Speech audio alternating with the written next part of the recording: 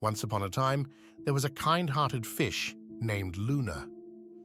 Luna lived in a quiet pond near a forest, and she loved to swim and sing with her bird friends.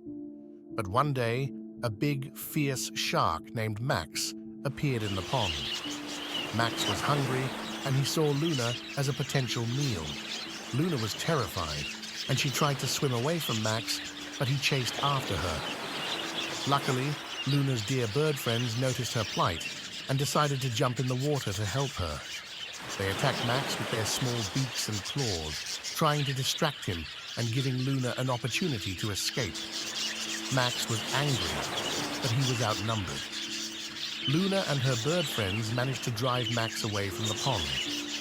From that day on, Luna's bird friends became her protectors. They would always be at her side, singing and playing with her and protecting her from danger.